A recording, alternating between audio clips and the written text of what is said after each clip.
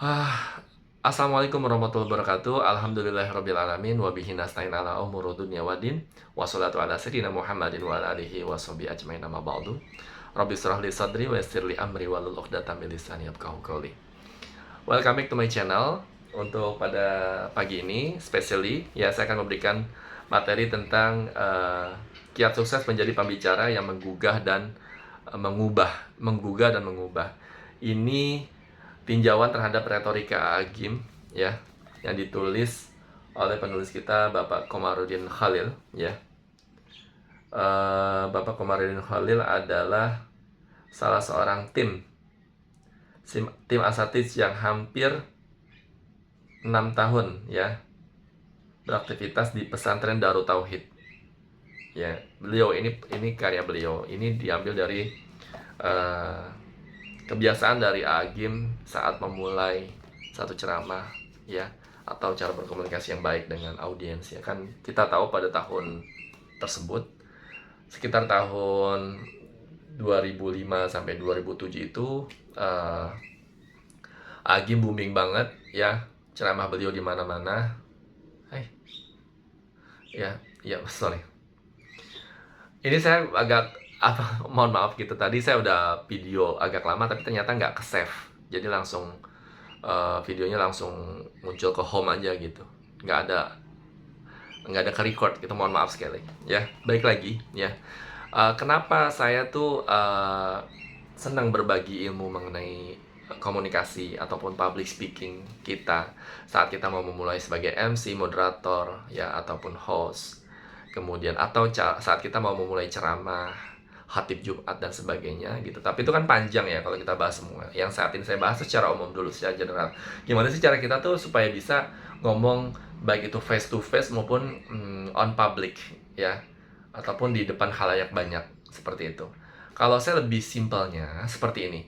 Kalau kita ngomong di depan umum ya, itu kan bisa ratusan orang atau ribuan orang, atau hanya 10 orang saja ya. Kemudian kita ngomong tuh ya, kalau dulunya kita mungkin gugup ya, kaki kita sering kita ketuk-ketuk, kaki tangan kita sering kita goyang-goyang seperti ini di bagian paha kita gitu, seperti itu tandanya gugup. Atau kalau lagi duduk, kakinya itu suka menggoyang-goyangkan di bagian kanan, itu gugup itu sebenarnya, yang belum bisa terkontrol itu pada intinya. Tapi kalau misalkan sudah terkontrol, maka itu tubuh kita yang lain akan diam, fokus ya, menghadap lawan bicara. Kalau misalkan kita lagi di depan publik ya, itu kita tuh beneran menatap, contoh gini ya, tapi kita bukan melototin gitu, tapi kita yang sambil senyum, sambil kayak melihat situasi. Ini penting banget ya. Jadi ternyata body language itu sangat penting ya. Body language sangat penting, bahkan attitude pun sangat penting ya. Apapun itu, kita tuh tidak boleh yang namanya orang yang tampil di depan itu berarti kan saat itu dia menjadi raja ya. Ada istilah customer kan, customer atau konsumen itu pembeli adalah raja. Tapi saat kita menjadi MC, pembicara, kita adalah raja di situ. Karena kita yang memulai acara, kita yang meng-closing acara, dan kita bisa mengatur mana yang lebih duluan untuk dipanggil, seperti itu. Itu MC. Bahkan ketika kita tuh bekerja sama ataupun saling TikTok dengan yang punya acara gitu, itu tetap muara utamanya adalah MC atau orang yang berbicara saat itu gitu.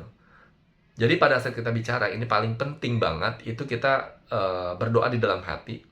Sebagai orang beragama, apalagi kita seorang muslim misalnya, kita berdoa dalam hati, Rabbi shrah li sadri wa yassir li amri wahlul 'uqdatam min lisani yafqahu qawli, Rabbi zidni ilman warzuqni fahman bi rahmatika ya arhamar rahimin. Udah, pede, fokus, kita yakin Allah akan mengabulkan doa kita, Allah akan melancarkan segala ucapan ataupun omongan kita. Udah, seperti itu aja ya.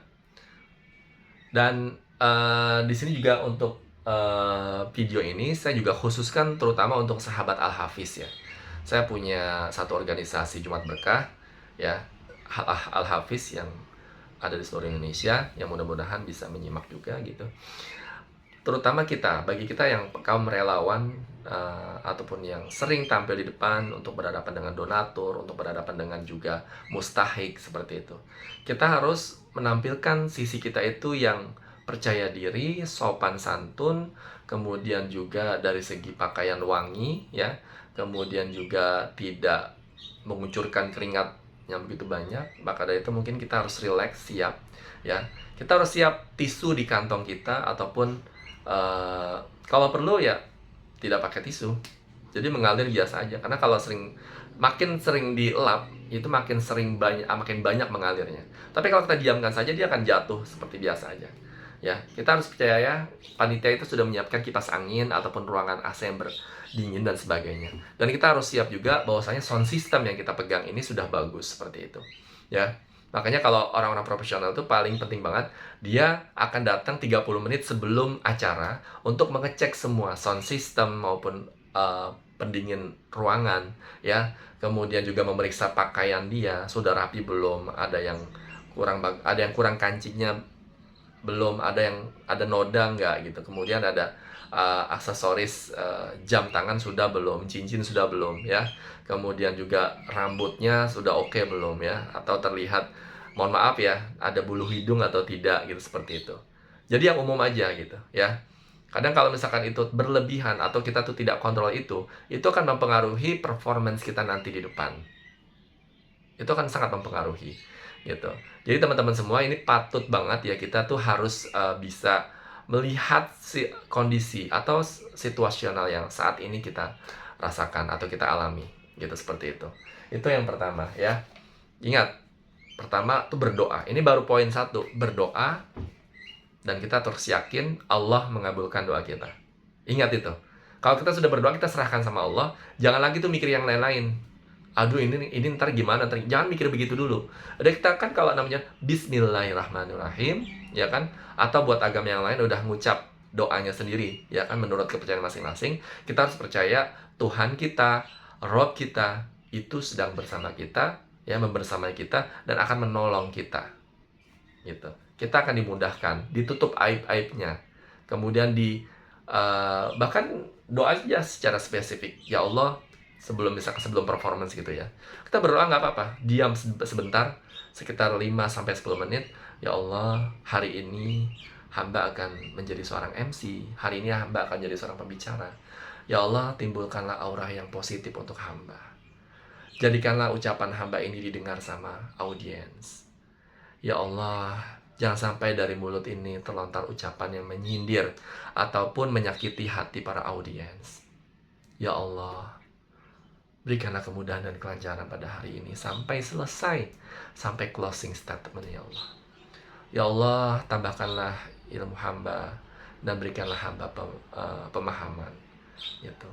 Ya Allah, timbulkanlah ilmu-ilmu yang pernah hamba dapat, baik dari buku, dari video di YouTube, maupun dari nasihat-nasihat para alim ulama dan orang-orang yang dekat dengan hamba. Ya Allah, Bismillahirrahmanirrahim, hamba pasrahkan, hamba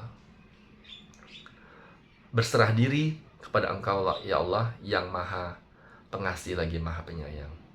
Amin ya rabbal alamin. Dah, start gitu. Jadi nggak apa-apa kita berdoa, bermunajat ya, bermunajat sedikit, itu nggak masalah ya buat teman-teman. Apalagi itu baru seorang MC, ya kan, seorang pembicara. Bagaimana kalau khatib Jumat? Nah, ini yang lebih menantang lagi ya, karena di barisan pertama itu udah pasti adalah ketua DKM, para kiai, alim ulama yang memang tokoh setempat di situ. Bagaimana? Nah, itu mungkin kita bahas nanti. Sekarang saya lebih fokus ke umum dulu, ya. Ini baru part 1 membahas mengenai public speaking secara umum di channel Guru James ini, ya.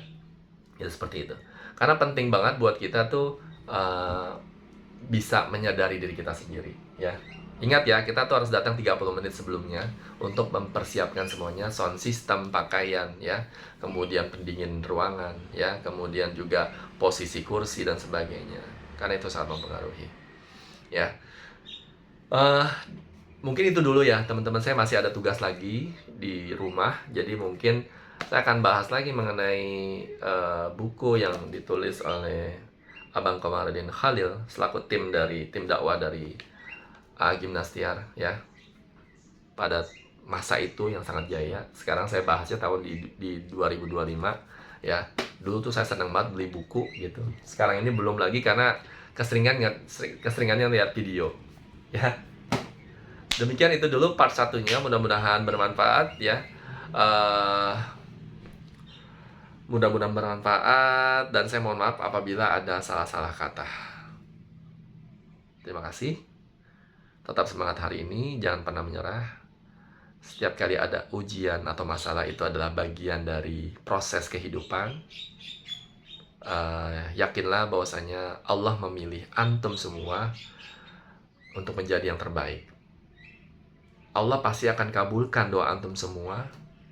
Kalau tidak dikabulkan di dunia, maka dikabulkan di akhirat. Jangan pernah berputus asa untuk berdoa. Berdoa apa saja, apapun itu. Bahkan yang sepertinya tidak mungkin, berdoalah, Allah pasti kabulkan. Kenapa saya bilang pasti? Allah itu maha pengasih lagi maha penyayang. Ar-Rahman Ar-Rahim. Ya, Allah itu maha kaya.